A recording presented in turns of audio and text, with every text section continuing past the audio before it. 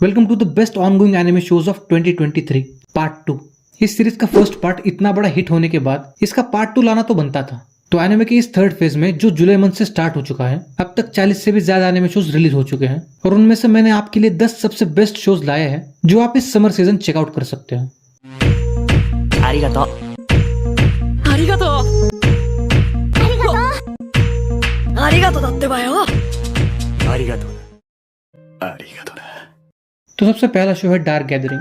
तो basically dark gathering ये एक हॉरर जॉनर का एनिमे है जिसकी स्टोरी फॉलो करती है केतारो गेंतोका को, जिसके पास एक ऐसे एबिलिटी है, आई एम नॉट श्योर कि इसको एबिलिटी भी कह सकते हैं, बट उसके पास कुछ तो ऐसा है जिसकी वजह से इविल स्पिरिट उसकी तरफ अट्रैक्ट होती है।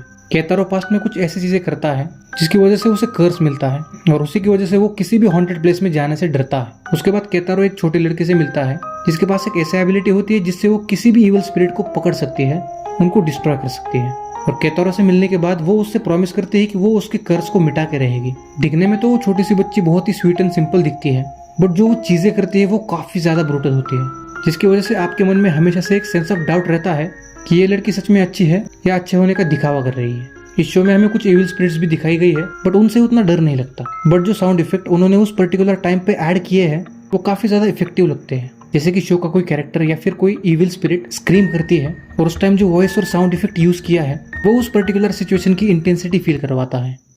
これが僕と彼女の出会いだった。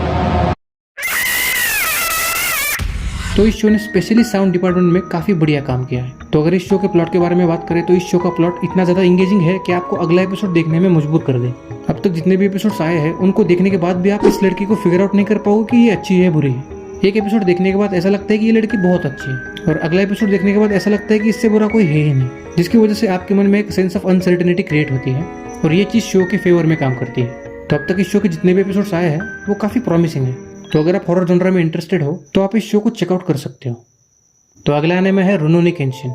इस शो की स्टोरी सेट है जापान के मेजी एरा में, जहां हमें ह्यूमुरा केंशिन की जर्नी दिखाई जाती है, जो उस एरा का सबसे स्ट्रॉन्गेस्ट स्वॉर्ड्समैन है, जिसने शपथ ली है कि वो किसी भी इंसान को मारेगा नहीं और अपने स्वॉर्ड्समैनशिप का यूज वो लोगों को प्रोटेक्ट करने के लिए करेगा। आई नो कि आपको इस शो का प्लॉट काफी ज्यादा ओवरयूज लग रहा होगा, बट ऐसा इसलिए है क्योंकि ये शो एक रीमेक है एक लेजेंडरी शो का जिसका नाम भी रुरोuni केंशिन ही है, जो 1996 में रिलीज हुआ था। तो अब आप बोलोगे कि 27 सालों बाद वो लोग इस शो का रीमेक क्यों बना रहे हैं? तो उसके दो रीजन है।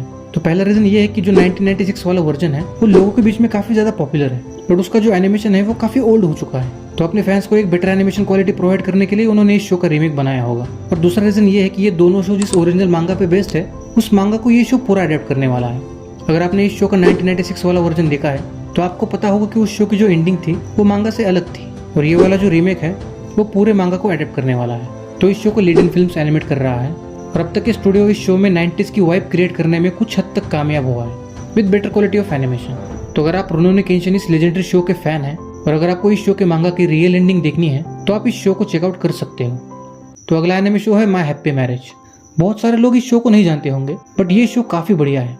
इस शो की स्टोरी फॉलो करती है मियो को, जिसके पास कोई भी एबिलिटी ना होने की वजह से उसके घर वाले उसे काफी बुरी तरीके से ट्रीट करते हैं और एक दिन उसे अपने घर से निकालने के लिए वो उसकी एंगेजमेंट एक जनरल से करते हैं, जिसकी रेपुटेशन लड़कियों के मामले में बहुत ज्यादा खराब होती है।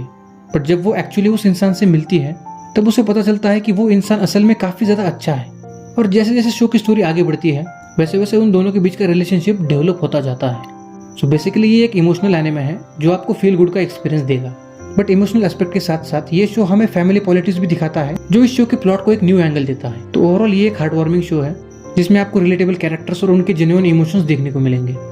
इस शो के एनिमेशन की बात करें तो इस शो का एनिमेशन काफी ज्यादा ब्यूटीफुल है जो आपको ब्लेस फील करवाता है। तो अगर आप अपने लाइफ में बहुत ज्यादा स्ट्रेस्ड फील कर रहे हो तो ये शो मैं आपको हाईली रिकमेंड करूंगा। तो अगला एनिमे शो है ज़ॉम 100 the bucket list of the dead. इस लिस्ट के सभी शोज में से मैं सबसे ज्यादा इस शो के लिए एक्साइटेड था। उसके दो रीजन है, एक तो इसका जॉनरा और दूसरा इस शो का मेन कैरेक्टर। सो बेसिकली इस शो में हमें एक ज़ॉम्बी एपोकलिप्टिक दुनिया दिखाई जाती है जहाँ चारों तरफ ज़ॉम्बीज लोगों को खा रहे हैं। अकीरा केंडो जो हमारे इस शो का मेन कैरेक्टर है वो इस सिचुएशन से डरने के बजाय इस चीज की खुशी मना रहा है कि अब उसे काम पे जाना नहीं पड़ेगा, जो एक्चुअली काफी रिलेटेबल फील होता है। उसके बाद वो एक्चुअली एक लिस्ट बनाता है 100 ऐसे एडवेंचरस चीजों की जो वो ज़ॉम्बी बनने से पहले करना चाहता है। शो में हमें दिखाया जाता है कि थ्रू आउट इस जर्नी में कैसे वो एक ऑफिस वर्कर से एक बोल्ड एडवेंचरस लड़का बनता है। थ्रू आउट इस शो में वो जो भी चीजें करता है वो काफी आउट ऑफ द बॉक्स होती है, जिसकी वजह से एक ह्यूमर क्रिएट होता है।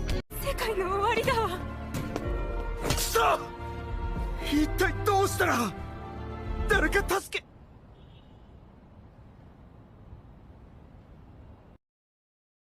What's up, baby? शो में जिस तरह से वो सिर्फ एक बियर पीने के लिए जान का रिस्क लेता है वो काफी ज्यादा फनी लगता है। मैंने अब तक बहुत सारे ज़ॉम्बी रिलेटेड शोज देखे हैं और उन सभी शोज के जो मेन कैरेक्टर्स थे उनकी ज़ॉम्बीज से फटी पड़ी रहती थी, बट इस बंदे को देख के लगता है कि मानो इसे किसी चीज का डर ही नहीं है। उसने जो चीजें बोली होती है कि वो लाइफ को पूरी तरह से एंजॉय करेगा वो एक्चुअली करता है, which is kind of cool. Show के प्लॉट के बारे में बात करो तो शो का प्लॉट अपने आप को काफी यूनिक वे में रिप्रेजेंट करता है। स्पेशली इसका जो ह्यूमर प्रेजेंट करने का तरीका है वो काफी इनोवेटिव लगा मुझे। जिस तरह से ये शो अपने मेन कैरेक्टर को मोटिवेशन देता है और वो जिस तरीके से ज़ॉम्बीज से सर्वाइव करता है वो काफी इंटरेस्टिंग लगता है। शो का आर्ट स्टाइल की बात करें तो इस शो का आर्ट स्टाइल भी काफी यूनिक रखा गया है। जिस तरह से ब्लेड के कलर को होली के कलर से रिप्लेस कर दिया गया है वो देखते टाइम काफी बढ़िया लगता है। एक ऐसे जॉनर को रिप्रेजेंट करना जिसमें नया दिखाने के लिए कुछ बचा ही नहीं है, उस जॉनर को इस तरह से इनोवेटिव बना के इंजॉयबल भी बनाया जा सकता है, वो इस शो के क्रिएटर्स की क्रिएटिविटी दिखाता है। बट इस शो के साथ एक ही दिक्कत चल रही है, इस शो के जो अपकमिंग एपिसोड्स हैं वो प्रोडक्शन इश्यूज की वजह से डिले पे डिले होते जा रहे हैं। सो आई होप कि वो लोग जल्दी से इस इशू को सॉल्व करेंगे। तो अगर आप ज़ॉम्बी जॉनर के फैन हो और आपको उसमें कुछ इनोवेटिव और नया ट्राई करना है तो ये शो मैं आपको हाईली रिकमेंड करूंगा। तो अगला शो है होरीमिया पीस। ये शो एक सीक्वल है to one of my most favourite romcom anime Horimiya का। करंटली मैं उतना ज्यादा रोमकॉम एनिमे नहीं देखता, बट एक टाइम था जब मैं ज्यादातर रोमकॉम एनिमे ही देखता था और उस पर्टिकुलर टाइम में मैंने बहुत सारे अच्छे रोमकॉम एनिमे शोज देखे थे, बट उन सब शोज में से मेरे लिए होरीमिया सबसे टॉप पे थी। इस शो में आपको अच्छी स्टोरी देखने को मिलेगी, अच्छे कैरेक्टर्स देखने को मिलेंगे, ह्यूमर देखने को मिलेगा, रोमांस देखने को मिलेगा। एक अच्छे रोमकॉम एनिमे में जितने भी एलिमेंट्स होने चाहिए उन सब एलिमेंट्स को ये शो काफी बेहतरीन तरीके से पोर्ट्रे करता है। ये शो लड़का और लड़की के बीच के रिलेशनशिप को एक्सप्लोर करता है। इस शो में हमें दिखाया जाता है कि कैसे वो दोनों अपनी अपनी रियल पर्सनैलिटीज एक दूसरे के सामने रिवील करते हैं और जैसे जैसे स्टोरी आगे बढ़ती है वैसे वैसे उन दोनों में एक स्ट्रॉन्ग बॉन्ड डेवलप होता है। इस शो की स्टोरी इसकी सीजन 1 में ही कंप्लीट हो चुके हैं एंड आई थिंक इस शो के क्रिएटर्स ने भी इस शो को बनाते टाइम इसको एक ही सीजन का बनाने का सोचा था, बट उनको ये पता नहीं था कि ये शो लोगों के बीच में इतना ज्यादा पॉपुलर हो जाएगा कि उनको इस शो का सीजन 2 निकालना पड़ेगा। अब आप बोलोगे कि इस शो की स्टोरी इसकी सीजन 1 में ही खत्म हो चुकी है तो इसकी इस सीक्वल में हमें ऐसा नया क्या देखने को मिलने वाला है। तो इस सीजन में हमें ओरिजिनल मांगा के वो इवेंट्स देखने को मिलने वाले हैं जो इसकी सीजन 1 को बनाते टाइम स्किप कर दिए थे। अल्दो ये इवेंट्स इस शो के रियल स्टोरी में कोई प्रोग्रेस नहीं करेंगे, but still I am gonna watch this season and trust me, इस शो को देखने के बाद आपको रोमकॉम एनिमे शो से प्यार हो जाएगा। तो अगला एनिमे शो है मुशोको टेंसाई सीजन 2, जिसको इंग्लिश में जॉबलेस रीइंकार्नेशन भी कहा जाता है। तो बेसिकली ये एक इसेकाई जॉनर का एनिमे है जिसमें हमें एक 34 साल के इंसान की कहानी दिखाई जाती है जो ह्यूमन वर्ल्ड में मरने के बाद एक मैजिकल वर्ल्ड में रीइंकार्नेट होता है अपनी ह्यूमन मेमोरीज के साथ। अपनी previous life as a failure जीने के बाद अब जब लाइफ ने उसे सेकंड चांस दिया है तो वो डिसाइड करता है कि वो इस लाइफ को पूरी शिद्दत के साथ जिएगा और यही से जर्नी शुरू होती है रूडियस की, जो हमारे इस शो का मेन कैरेक्टर है। सो प्रीवियस लाइफ में एक इंट्रोवर्ट होने की वजह से वो लोगों से उतना ज्यादा हंस खेल के बात नहीं कर पाता, उनके साथ इमोशनली उतना ज्यादा ओपन अप नहीं हो पाता, बट जैसे जैसे वो अपनी जर्नी में आगे बढ़ता है वैसे वैसे वो बहुत सारी चीजों को एक्सपीरियंस करता है। उनमें से कुछ अच्छी होती है तो कुछ बुरी, और उन चीजों की वजह से उसके अंदर ग्रेजुअल चेंजेस होने लगते हैं और एक इंट्रोवर्ट से वो एक ऐसा इंसान बनता है जो जेन्युइनली लोगों की परवाह करता है। थ्रू आउट इस जर्नी में उसकी इनसिक्योरिटीज, उसके स्ट्रगल्स और उसके अचीवमेंट्स उसको एक रिलेटेबल कैरेक्टर बनाते हैं। रूडीज के साथ साथ ये शो अपने साइड कैरेक्टर्स पर भी काफी ज्यादा फोकस करता है। रूडीज की तरह वो भी थ्रू आउट इस जर्नी में इवॉल्व होते हैं। इस शो के अदर एस्पेक्ट्स की बात करें तो इस शो की वर्ल्ड बिल्डिंग इस शो के one of the stand out aspects में से एक है जो इस शो की स्टोरी को एक डेप्थ प्रोवाइड करती है। अनरियलिस्टिक कंसेप्ट होने के बावजूद इस शो की स्टोरी को काफी रियलिस्टिक रखा गया है। ये उन रेयर इसेकाई शोज में से है जिनमें एक्चुअल पोटेंशियल है one of the best show बनने का। अदर इसेकाई एनिमेस की कंपैरेटिवली ये शो ज्यादा मैच्योर ऑडियंस को टारगेट करता है। ये एक इसेकाई एनिमे शो है। अगर इस बात के लिए आप इस शो को नहीं देख रहे हो तो मेरी मानो तो आप बहुत बड़ी गलती कर रहे हो। Just give this anime a chance, this anime will change your perspective towards isekai anime. तो अगला एनिमे शो है link click season 2।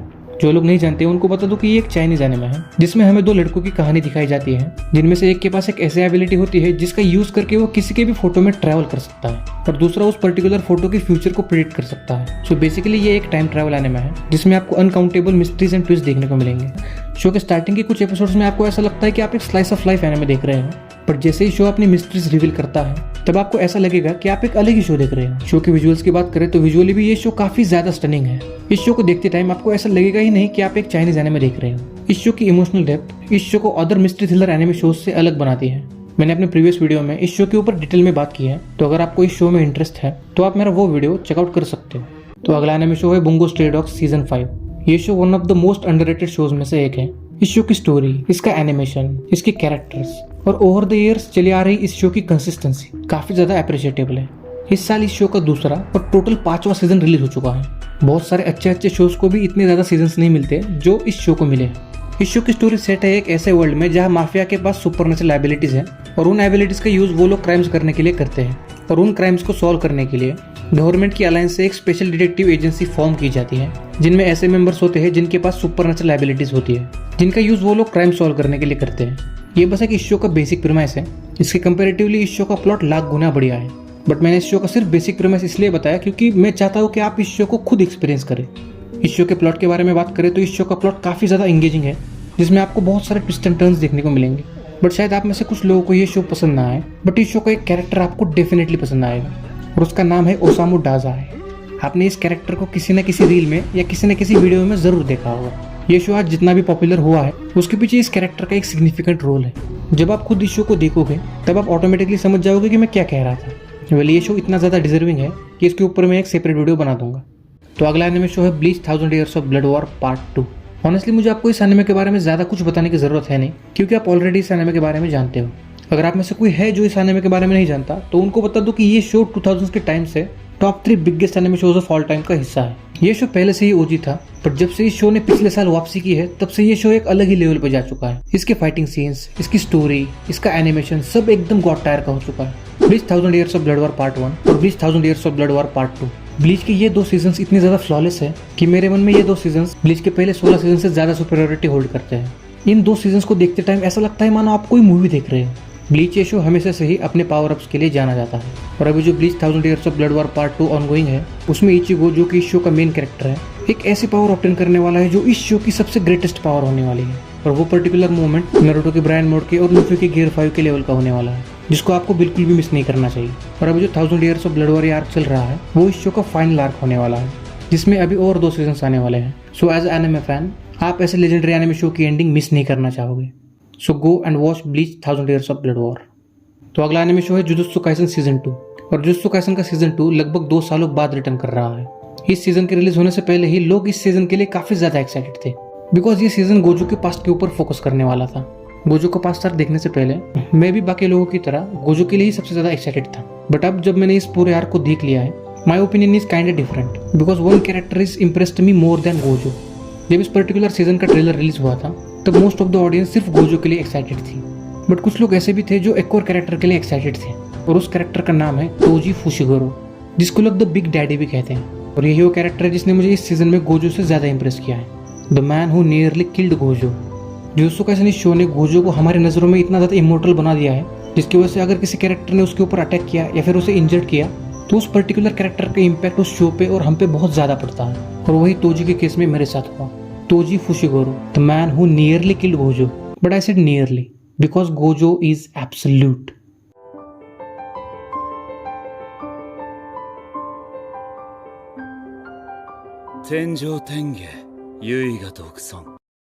So basically अगर इस पर्टिकुलर आर्क की बात करें गोजो वर्सेस तोजी की जो फाइट थी वो इस छोटे से आर्क की सबसे बड़ी हाईलाइट थी। इस सीजन की आर्ट स्टाइल सीजन 1 से कम्प्लीटली चेंज करने के बावजूद इस सीजन का एनिमेशन प्रेजवर्दी था। तो बेसिकली गोजो को पास्ट आर्क खत्म हो चुका है जिसमें टोटल 5 एपिसोड्स रिलीज हुए हैं और 31 अगस्त से इस शो का शिबुया आर्क स्टार्ट होने वाला है जो इस शो के डायनामिक्स को कम्प्लीटली चेंज कर देगा। तो अगर अभी तक आपने इस शो को नहीं देखा है तो आपके पास 20 दिन है, इस शो को पूरा देखिए क्योंकि 20 दिनों के बाद शायद हमें कुछ ऐसा देखने को मिलने वाला है जिसके लिए ना मैं तैयार हूँ और ना आप। सो आई होप कि आपको मेरे रिकमेंडेशंस पसंद आए।